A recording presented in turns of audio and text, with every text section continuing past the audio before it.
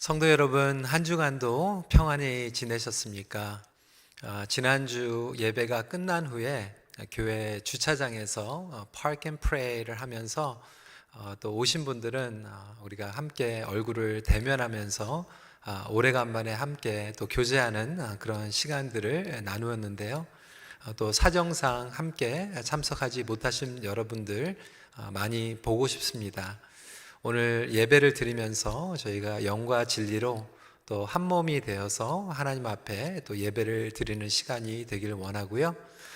또 가족들끼리 또 예배를 드리시는 분들은 이 시간에 서로 얼굴을 한번 좀 바라보시면 좋겠어요. 그래서 사랑합니다, 축복합니다, 우리 서로를 축복하는 시간 가졌으면 좋겠습니다. 한번 해볼까요? 사랑합니다, 축복합니다. 또 혼자서 예배드리시는 분들, 또 우리 자녀들, 그리고 또 교회 또 수고하고 섬기시는 분들, 또 축복하는 마음으로 또 그렇게 인사 나누시면 좋겠습니다. 오늘은 베드로전서 흩으시고 빚으시는 하나님 5번째 메시지로 거룩한 가정으로 빚으시는 하나님, Shaping Godly Family라고 하는 제목으로 말씀을 나누겠습니다. 가정은 가장 기본적인 교회의 단위입니다. Family is the most basic unit of the church. 그 어느 때보다도 가정의 중요성이 더욱 선명하게 드러나고 있는 시대를 살아가고 있습니다. 이 COVID-19 사태로 말미암아 이제는 여러분들의 가정이 예배당이 되었습니다. 그리고 여러분 가정이 또 일터가 되기도 합니다. 그리고 자녀를 양육하시는 분들은 이 가정이 학교가 되었습니다. 어느 때보다 아버지의 제사장 역할, 그리고 부모가 된 우리 자신이 자녀들을 영적으로 양육해야 되는 그 사명을 다시 한번 깊이 새길 수 있는 기회가 된 것입니다. 그동안 무너져 있었던 우리 가정들을 세우시고자 하는 하나님의 뜻과 또 계획으로 겸손히 받아들여야 한다고 여겨집니다. 이 가정은 하나님께서 창조하신, 그리고 디자인하신 거룩한 뜻이 담겨져 있습니다. 그럼에도 불구하고 이 세상이 바라보는 결혼과 가정은 다릅니다. 잘못된 목적을 가지고 살아가게 됩니다.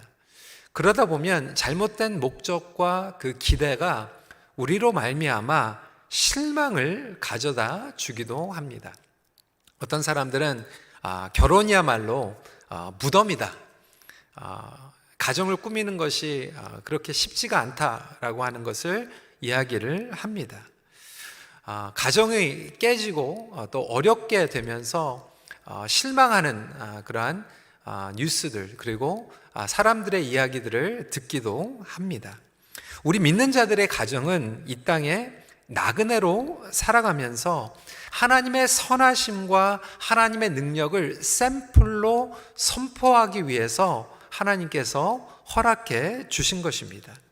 그래서 하나님께서 이 가정과 교회를 통하여 의도하신 그 비밀을 우리 그리스도인들은 알고 가정을 빌드업해 나가는 것은 너무나도 중요합니다. 이 가정을 통하여서 그 빛을 발하게 하려고 하시는 선교적인 목적을 우리가 알고 있는 것, 그 본질적인 것부터 시작하는 것이 달라야 합니다. 그리스도 안에서 참 소망이 있다라고 하는 것을 우리의 관계와 가정을 통해서 보여주면서, 그리고 맛보면서 살아가는 것이 우리의 소명이기 때문에 그렇습니다. 과연 가정에서 행복할 수 있을까요? 여러분, 가정생활을 통해서 행복하십니까? 행복을 누리는 것이 결코 쉽지가 않죠. 왜 그럴까요? 바로 저와 여러분들이 죄인이기 때문에 그렇습니다. 이 결혼이라고 하는 이 자체가 죄인과 죄인이 만나서 함께 사는 겁니다. 여러분, 죄인과 죄인이 만나서 같이 사는 것이 결코 쉽지가 않습니다. 자녀들을 양육하게 되죠. 우리 자녀들도 사실 죄인들입니다. 그러니까 죄인과 죄인이 만나서 이 타락된 세상을 살아가고 있기 때문에 결코 쉽지가 않죠. 이 죄로 물든 세상을 헤쳐 나가야만 합니다. 그러니까 고난을 감당하면서 이겨내는 것이 사실 우리의 힘으로는 불가능합니다. 그럼에도 하나님께서는 우리의 가정을 통하여서 천국의 회복을 경험할 수 있도록 복음을 통하여서 우리에게 역사하여 주십니다. 그리고 우리만 그 천국의 능력을 경험할 뿐만이 아니라 그것을 가정을 통하여서 선포해 나가기를 원하십니다. 그러니까 완벽한 가정은 없습니다. 하지만 천국을 경험하며 살아가는 가정들은 있습니다. 우리가 정말 그리스도 안에 거하는 패밀리, Christ Center Family라고 하는 것은 단순히 예수를 믿는 남자와 예수를 믿는 여자가 만나서 결혼하고 주일날 교회 나오는 그 이상이라고 하는 거예요. 그리스도 중심의 가정을 꾸려나가는 것이고 그리스도께서 우리에게 천국의 능력을 경험케 하시는 것입니다.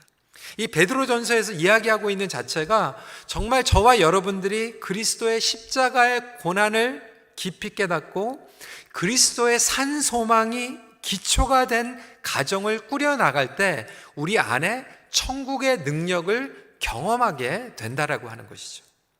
그렇다면 행복한 가정, 우리가 그리스도 안에서 거하는 가정이 정말로 가능할까?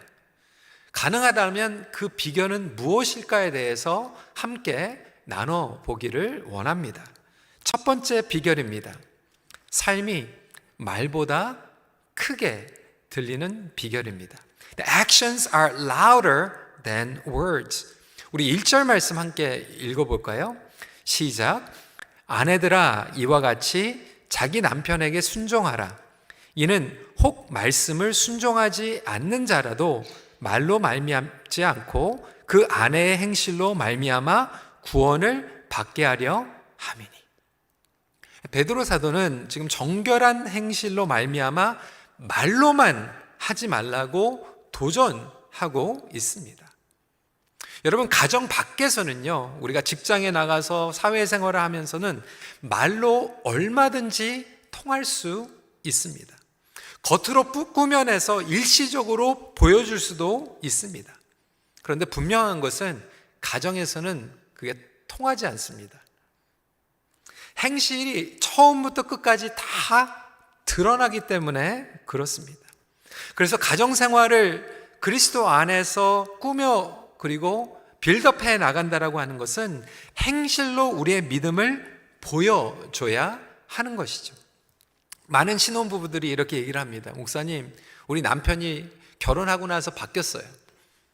제 아내가 결혼하고 나서 바뀌었어요. 결혼하기 전과 결혼한 후에 너무나도 달라졌어요. 여러분, 이게 달라진 게 아니에요.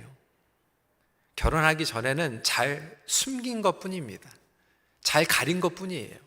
그런데 결혼하고 나니까 그것을 더 이상 숨기지 않고 모든 것들이 드러나는 것이죠.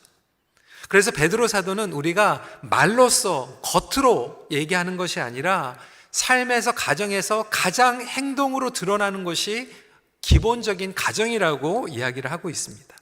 따라서 행실로 믿음의 기초를 다져나가는 가정에게 비결이 있는 것입니다. 마태복음 7장 24절에 예수님은 이렇게 말씀하셨죠. 그러므로 누구든지 나의 이 말을 듣고 행하는 자는 그 집을 반석 위에 지은 지혜로운 사람 같으리니. 우리가 가정에 이 집을 지을 때도 마찬가지예요. 예수님의 말을 듣고 말을 선포하는 것으로 끝나는 것이 아니라 그 말을 듣고 행할 때 우리 액션을 통하여서 행실을 통하여서 그 집을 지혜롭게 지어 나갈 수 있다라고 하는 거예요. 그러니까 말씀대로 순종하고 행하는 가정이 바로 반석 위에 집을 짓는 가정입니다. 그러니까 순종하며 살아가도록 훈련하고 연습하는 곳이 바로 가정입니다. 여러분, 우리가 학교에 가서 필드 에듀케이션 하잖아요. 필드 트레이닝을 합니다. 코업을 합니다. 그런데 가장 중요한 필드 에듀케이션 그리고 코업할 수 있는 훈련 장소가 가정이라고 하는 거예요. 그러니까 가장 우리가 하나님의 말씀을 받으면 가정에서 먼저 적용해야만 합니다. 집에서 먼저 해봐야 된다라고 하는 거예요. 여러분, 우리 주부들도 마찬가지 아닙니까? 우리 남자분들도 요즘 쿠킹 많이 하시는데 새로운 음식의 레시피를 배우면 여러분 어디에서 먼저 시도해 봅니까? 가정에서 먼저 시도해 봅니다. 마찬가지로 하나님의 말씀을 배우고 우리가 사역을 할 때에도, 그리고 양육을 받을 때에도 가장 먼저 홈 그라운드에서, 가정에서 시도해야 합니다. 그 임팩트가 어떻게 되는지, 열매가 어떻게 되는지 그 반응을 가정을 통해서 우리는 훈련받고 적용을 하며 살아가야 된다라고 하는 것이죠.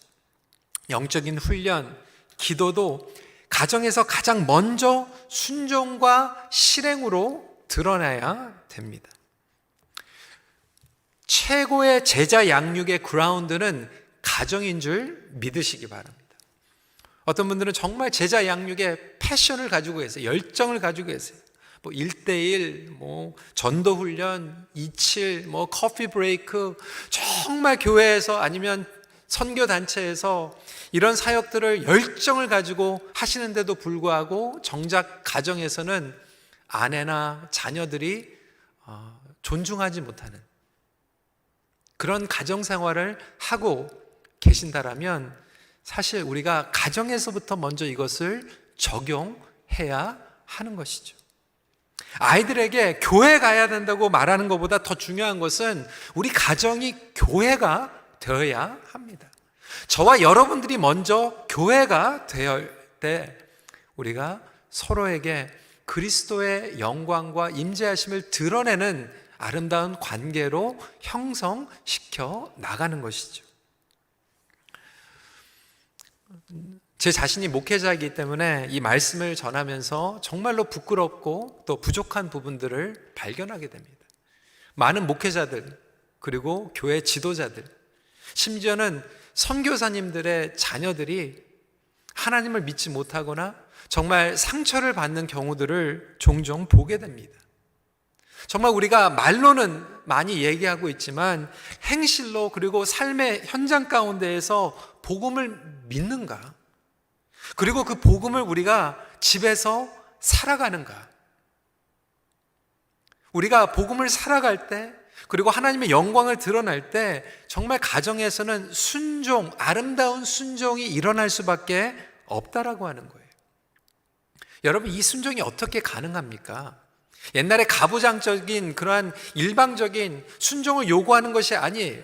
뮤추얼 서미션, 마음에서 드러나는, 우러러 나오는 순종에 대해서 이야기하고 있어요.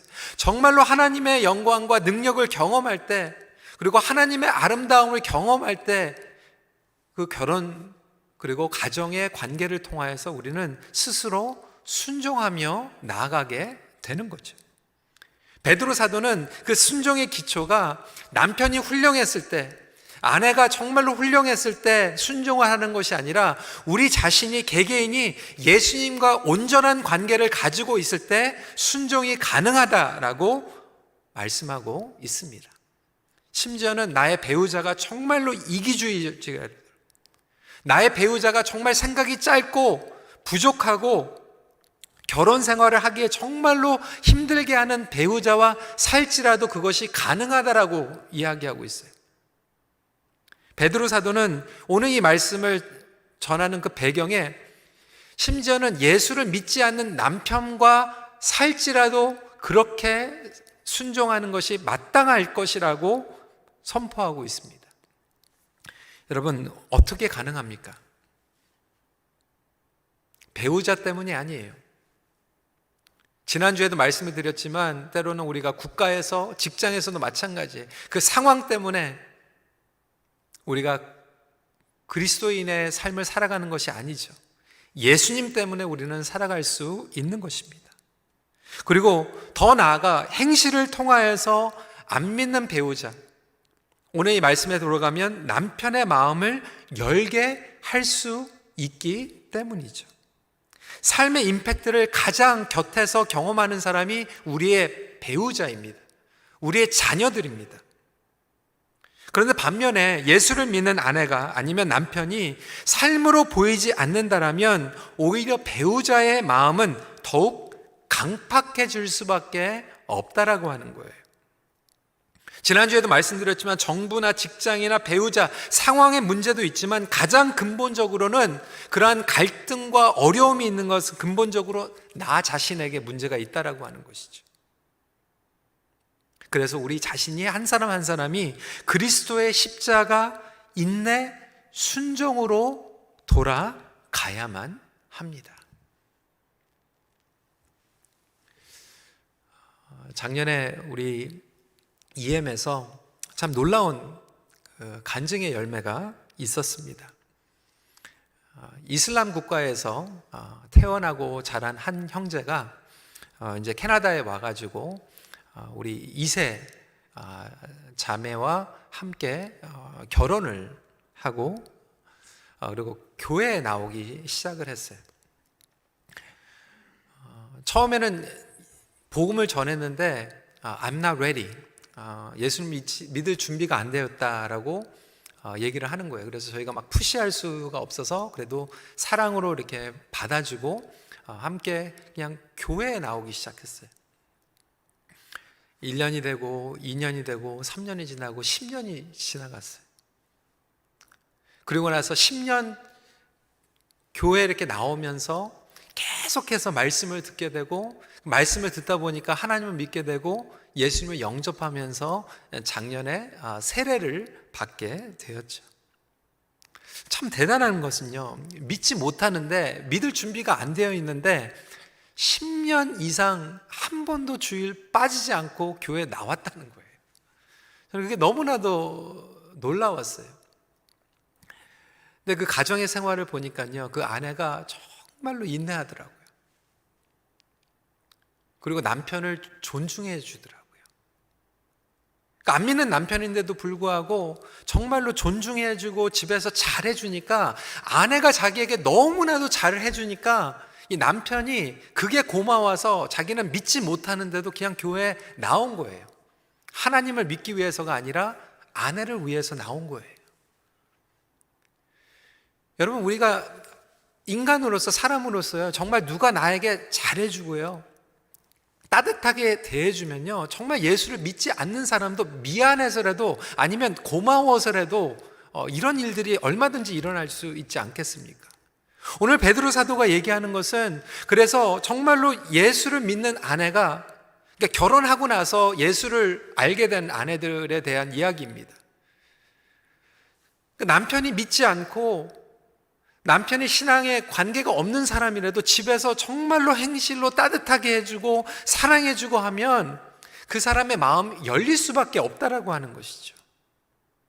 사랑하는 성도 여러분, 여러분의 가정에서는 이러한 역사가 일어나고 있습니까? 여러분의 가정에서는 말보다 행실이 어떻게 드러나고 있습니까? 말로써 교회 가야 된다, 말로써 예수 믿어야 된다, 말로써 예수님을 의지해야 된다라고 얘기하는 것이 아니라 정말로 우리의 삶으로, 액션으로서, 행실로서 그러한 삶을 살아가고 있습니까? 우리가 삶으로 살아갈 때 그리스도의 중심, 그리고 행복한 가정으로 나갈 수 있는 비결이 된다라고 하는 것이죠. 두 번째 비결입니다. 썩지 않는 내면의 아름다움을 가꾸는 것입니다. 4절입니다. 오직 마음에 숨은 사람을 온유하고 안정한 심령에 썩지 아니할 것으로 하라. 이는 하나님 앞에 값진 것이니라. 영어 성경으로 보니까 imperishable beauty라고 설명을 하고 있어요. 이것을 설명하면 썩지 아니하는 아름다운 심령이라고 하는 표현이에요. 그러니까 겉의 것을 치장하기보다 안에 있는 것을 가꾸는데 초점을 두라는 거예요. 여러분, 결혼한 후에 시간이 지나가면 지나갈수록 여러분들의 마음은 정말 이렇게 썩지 않은 아름다운 심령으로 가꾸어가고 계십니까? 아니면 혹시 우리가 결혼 생활을 오래 하면 오래 할수록 상대방을 향해서, 서로를 향해서 마음이 강팍해지거나 오히려 거세게 되는 경우가 있지는 않습니까? 신혼 때는 그 마음이 너무나도 따뜻하고 서로를 챙겨주고 깊은 배려가 있었는데, 시간이 지나갈수록 서로를 바라보는 눈길이 막 강팍해지고 막 드세지고 뭐 억세지고, 그러한 심령을 갖고 있지는 않습니까? 혼자 사시는 경우, 그리고 싱글인 경우에도 마찬가지입니다. 가족들과의 관계, 자녀나 부모들과의 그 관계를 통하여서 시간이 지날수록 그 마음이, 내면이 가꾸어지고 아름답게 예수 그리스도의 소망을 품는 마음으로 가꾸어 가고 계시는지, 아니면 시간이 지나갈수록 더 어려워지는 관계 가운데 계시는지, 우리 스스로가 한번 질문할 필요가 있다라고 하는 것이죠. 여러분의 가정에서는 과연 어디에 우선순위를 두고 살아가고 계십니까? 오늘 3절에서 이렇게 설명하고 있습니다. 너의 단장은 머리를 꾸미고 금을 차고 아름다운 옷을 입는 외모로 하지 말고. 그러니까 머리 꾸미고 금을 차고 아름다운 옷 입는 이 외모의 부분을 어떤 분들은 오해하세요. 거치장하지 말라, 예쁜 옷 입지 말라, 머리 하지 말라, 이런 내용이 아니죠. 베드로 사도가 얘기하고 있는 것은 겉에 보이는 것들로 치장하는 것, 즉 명예, 세상적인 것, 인정받는 것, 그런 것들에 우리가 우선순위를 두고 그곳에 계속해서 중점을 두면서 살아가기보다 나의 내면의 하나님과의 관계, 그리고 아름다운 내면을 거룩하게 갖고 가는 거에 우선순위를 두라는 거예요. 여러분, 부부가 얘기를 하면서 여러분들의 대부분의 대화의 내용은 무엇입니까?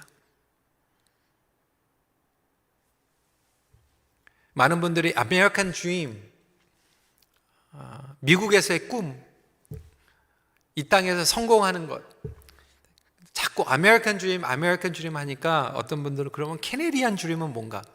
여러분, 캐네디안 드림은 뭔 것 같아요? 캐나다 사람들에게 설문조사를 했어요. What is your dream? What is Canadian dream? 그러니까 여러분들, 많은 분들이 어떻게 대답했는지 알아요? 내 집 장만하는 것, 그리고 mortgage free 되는 것, 그리고 몰게지 다 갚으면 근사한데 별장 하나, 커레지 하나 사가지고 주말마다 가서 쉬는 것. 많은 사람들이 가정을 꾸려가면서 이 캐네디안 드림에 대해서 우선순위를 두는 거죠. 내 집 장만하고, 그 장만하면 어떻게 몰개를 갖고, 어떻게 레노베이션을 하고, 어떻게 인테리어 디자인을 하고, 더 좋은 집으로 이사가고, 우리 자녀들이 어떻게 좋은 교육을 받고 좋은 잡을 잡고, 그래서 우리 자녀들도 결혼을 해가지고 좋은 집을 장만하고, 가정에서 얘기하는 것들이 주로 이런 내용이라고 하는 거죠. 자녀들의 교육, 내 집 장만, 빨리 몰개지 갚는 것.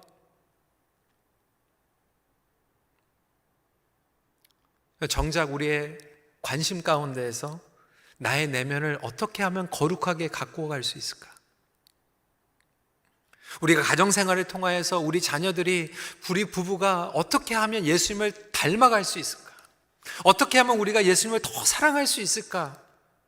어떻게 우리가 예수님을 순종하며 나아갈 수 있을까에 대한 얘기보다, 이 캐네디안 드림, 겉에 치장하는 것, 금을 치장하고 머리 꾸미고 하는데 중점을 두며 살아가다 보니까 결국 우리가 썩어지는 것에 모든 것들을 집중하며 살아가게 되는 것이죠. 베드로 사도는 그러한 가정들에게 우리의 마음 상태가 거룩해야 된다라고 이야기하고 있습니다. 여기에 보니까 홀리 워먼 5절, 아까도 말씀을 드렸지만 이 본문의 배경은 남편보다 먼저 그리스도를 영접한 경우를 말하고 있습니다. 그래서 아내가 먼저 예수님을 만났을 경우에는 거룩하게 되어야 된다라고 얘기하는 거예요. 5절에 전에 하나님께 소망을 두었던 거룩한 부녀들도 이와 같이 자기 남편에게 순종함으로 자기를 단장하였나니. 순종함으로 단장하라는 거예요. 겉에 드러나는 것보다. 여러분은 내면을 어떻게 단장하며 살아가고 계십니까? 우리가 가정의 행복함을 원하고 있죠. 그런데 그 행복함, happiness는 결국 holiness에서 오는 거예요. Happiness comes from holiness. 순종함으로 거룩함을 이룰 때 우리에게 행복이 찾아오게 됩니다. 그런데 피차에 순종해야 되는데 결국 그 자체가 예수 그리스도에게 순종함으로 말미암아 서로에게 순종할 수 있게 되는 거죠. 이럴 때 우리에게 거룩의 능력을 경험하게 합니다. 여러분, 어떻게 가정이 거룩해질 수 있습니까? 집에서 만날 때마다 거룩 거룩 거룩 막 외치면 막 찬송가만 틀어놓고 세상적인 말 안 하고 뭐 이렇게 되면 가정이 거룩해집니까?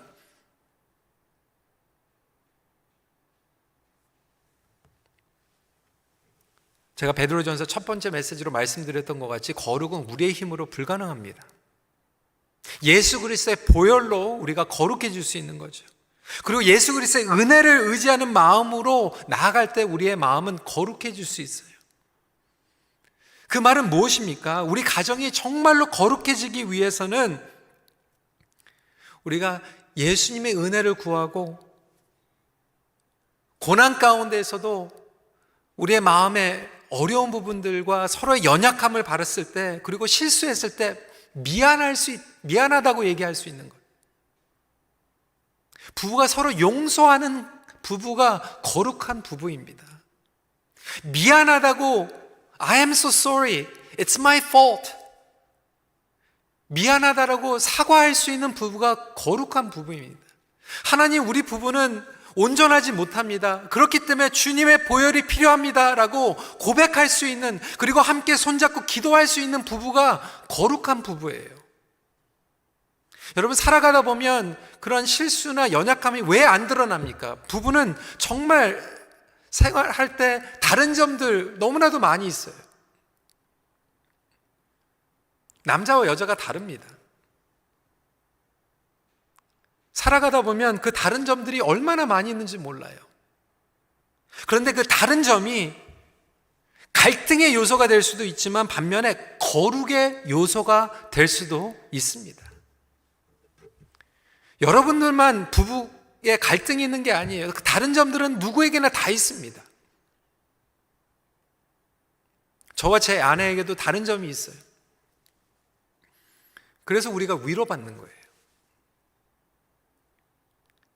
그런데 그 다른 점을 통하여서 내가 내 남편에게, 내 아내에게 답답하고 이것 때문에 우리는 행복하게 살 수 없어, 그거 갈등의 요소가 되는 것이 아니라, 아, 이렇게 다르기 때문에 우리가 예수님을 의지할 수밖에 없구나, 이렇게 다르기 때문에 우리가 주님의 은혜를 사모할 수밖에 없구나 하고 나아가면 결국은 그 다른 점이 거룩의 요소가 된다라고 하는 거예요. 심지어는 내가 정말 이 사람 때문에 내가 못 살겠다, 같이 살 수 없는 것 같은 사람, 그러한 고난이 찾아올 때에도 마찬가지가 될 수 있다고 하는 거죠. 여러분, 그래서요, 정말 역사를 보면요, 결혼 생활에 힘들었지만, 그리고 결혼 생활을 힘들게 했지만 그것을 통하여서 하나님 앞에 가까이 나간 사람들이 얼마나 많은지 몰라요.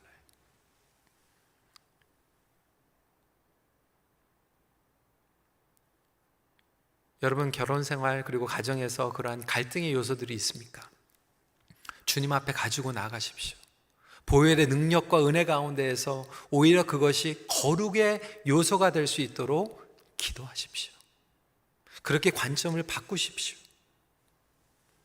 부부가 서로 용서하는 것이 절대로 쉽지 않습니다.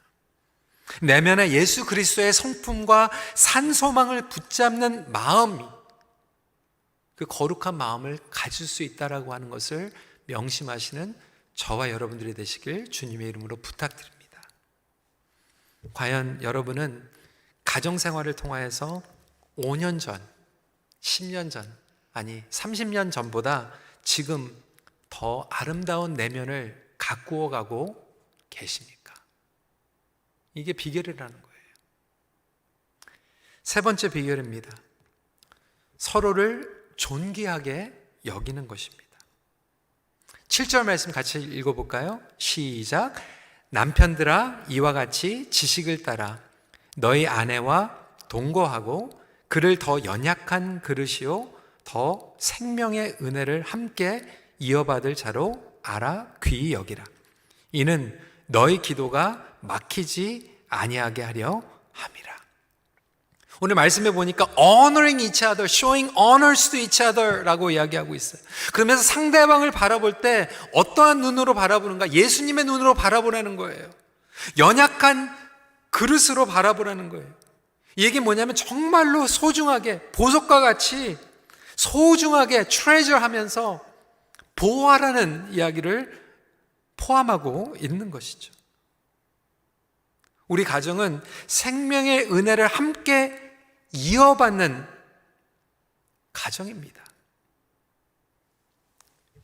그런 눈으로 바라볼 때 우리는 서로를 존중해 줄 수 있는 것이죠. 우리 남편들은 아내를 바라볼 때 어떻게 바라보고 계십니까? 우리 아내들은 남편을 어떻게 바라보고 계세요? 부모님들은 자녀들을 어떠한 눈으로 바라보고 있습니까?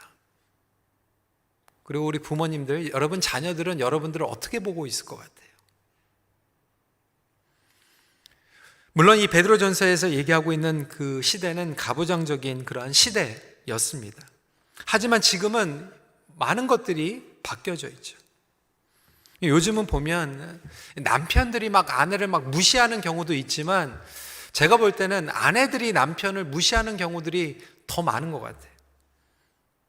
북미를 사랑하면서 남녀 평등주의 너무나도 좋지만 때로는 우리 아내들이 남편들의 부족하고 실수하는 것들을 막 자비와 긍휼의 눈길로 바라보기보다는, 그리고 은혜의 시각으로 바라보기보다는 오히려 깎아내리고 공격하고 잘못된 것들을 자꾸 들춰내는 그런 일들을 보게 됩니다. 제가 영어 목회, 2세 목회를 하면서 그런 얘기들을 굉장히 많이 들었어요. 우리 2세 부부들이 그런 어려움 얘기하는 거예요. 특히 남편들이. 나도 아내들한테 존경을 받고 싶은데, 존중을 받고 싶은데 오히려 직장에 가면 존중을 받는데 집에 가서 이렇게 존중을 못 받는다라고 하는 거예요. 실제적으로 자라온 배경을 보니까 자기 아버지도 자기 어머니한테 별로 그렇게 존중을 못 받았던 것 같아요. 막 사회에서 전문직을 가지고 교회에서는 뭐 장로로 뭐 집사로 이렇게 존중을 받는데 집에 오면은 막 디스리스펙트 되는. 여러분, 세상을 살아가면서 정말 어려운 일들이 많이 있죠. 직장, 비즈니스에서도 스트레스를 받는 일도 많이 있습니다. 근데 집에서 존중을 받으면요, 힘이 생깁니다. 사회에서 정말로 어려운 일을 당해도요, 집에 와서 존중을 받게 되면 충전이 돼요. 근데 반면에 직장에서, 사회에서는 존중을 받는데 집에 가가지고 존중을 받지 못하면 어떻게 될까요? 가정에서 마음이 멀어지게 됩니다. 아이들도 마찬가지예요. 학교에서 힘든 일이 있었는데 집에 가서 부모님들이 용기를 주면, 격려를 해주면 어려운 상황 가운데 있는 자녀들이 집으로 뛰어들어갑니다. 반면에 집에 갔는데 자꾸 더 혼나면요, 집에 안 가고 싶어요. 제가 LA에서 신학교에 다닐 때 LA 한인타운에서 설교를 아주 잘하기로 유명한 목사님 한 분 모셔가지고 설교 세미나를 들은 적이 있습니다. 이 목사님은 공식적으로 LA에서 정말 설교 잘하시는 목사님으로 인정을 받으셨던 그런 분이었어요. 근데 이분이 솔직하게 우리 신학생들 앞에서 이렇게 얘기를 하는 거예요. 아무리 성도들이 얘기를 해도 사실 이 목사님한테 마음에는 그래도 이 사모님이 어떻게 얘기해 주는가, 그걸 통해서 때로는 힘을 얻기도 하고 때로는 막 힘이 쫙 빠지기도 한다는 거예요. 주일날 설교를 마치고 이제 축도하고 나서 이제 성도들의 손을 잡고 이제 인사하려고 할 때 어떤 날에는 사모님이 그냥 제일 먼저 나가면서 그것도 설교라고 이렇게 하면서 그냥 얼굴도 안 보고 이렇게 들어가게 되면 그 다음부터는 정말 쥐구멍으로 들어가고 싶은, 아무리 성도들이 목사님 설교 너무나도 은혜로웠어요, 너무 좋았어요 이렇게 얘기해도 그 사모님의 그 한마디가 너무나도 무겁게 느껴진다라고 하는 거죠. 근데 우리 자녀들을 통해서 얘기 듣는 거예요. 아버지가 장로님인데 뭐 대표기도 하고 집에 돌아가면 차에서 막 이제 어머니가 막 얘기하는 거, 어떻게 그렇게 기도를 하냐고.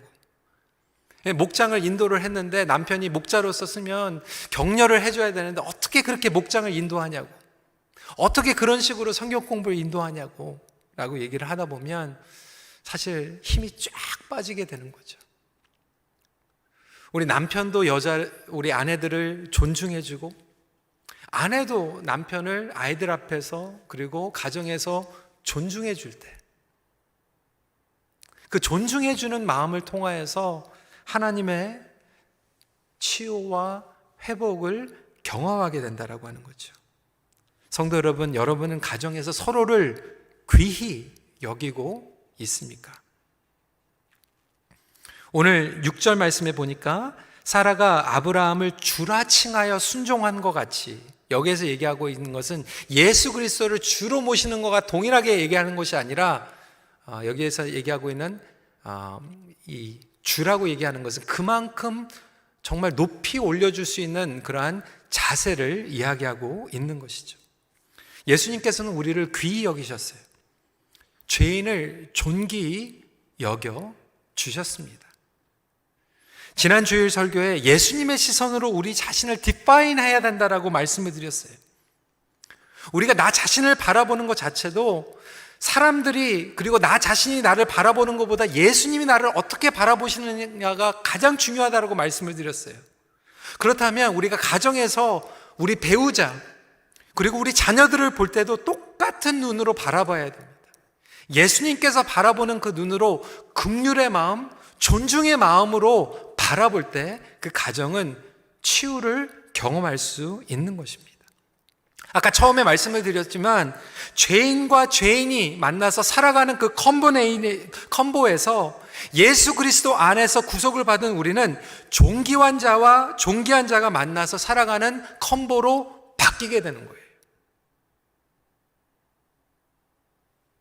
우리가 예수님을 중심으로 예수님 안에서 빚어나가는 거룩한 가정이 된다라고 하는 것은, 그래서 존귀한 자로 서로를 바라보고 그 구속의 현장 가운데에서 가정을 세워나갈 놀라운 역사를 경험하게 된다라고 하는 것이죠.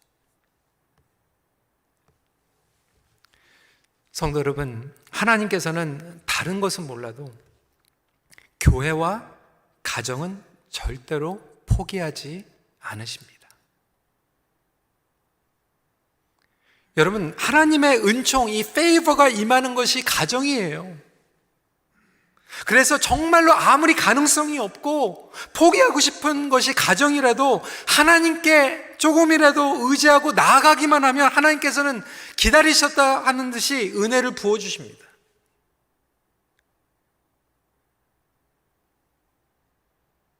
사회, 직장, 비즈니스 그 어떤 것들보다 하나님께서는 여러분들의 가정이 우선순위예요.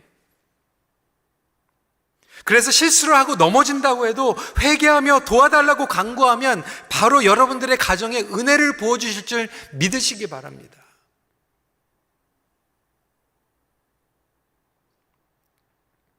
아무리 불가능한 것 같더라도 하나님, 우리 가정이 이렇게 형편이 없습니다. 이렇게 무너졌습니다. 이렇게 실수투성입니다. 불가능합니다. 하지만 주님, 불쌍히 여겨주세요. 우리 가정에는 주님이 필요합니다 라고 고백만 하면 하나님께서 페이버를 부어주신다라고 하는 거예요.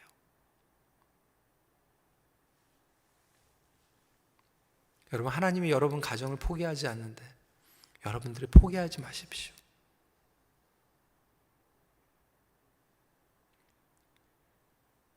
하지만 가정의 어려움을 통하여서 우리가 다시 한번 깨닫게 되는 것들은, 주님, 제가 말로만 하는 것이 아니라 행실로 주님을 의지하게 해주세요. 말로만 얘기하는 것이 아니라 예수님의 거룩한 마음을 내면 가운데에서 우리가 집 레노베이션, 어떻게 더 큰 집으로 이사 갈 수 있을까? 어떻게 하면 빨리 몰개지 갚을 수 있을까? 어떻게 하면 좀 좋은 집을 가질 수 있을까? 얘기하는 것보다 이상으로 어떻게 하면 거룩한 집을 만들 수 있을까? 함께 나누는 가정이 되게 해주세요. 그리고 마지막으로 예수님의 시선으로 서로를 존귀하게 여길 수 있는, 남편이 아내를 리스펙트 해주고 언어해주고, 아내가 남편을 언어해주고 리스펙트해주고, 좀 부족하지만 자녀들 앞에서 서로를 세워주고, 정말 주로 여기는 것 같이 왕 같은 제사장으로 여겨줄 때 결국 그 가정은 천국을 경험하게 될 것입니다. 여러분, 이것은 우리의 힘으로 불가능하죠. 바로 성령님의 인도하심으로 가능합니다. 오늘은 성령 감림 주일입니다. 예수 안에 있는 가정이라고 하는 것은 결국 성령님께서 내주하고 계시는 가정이에요.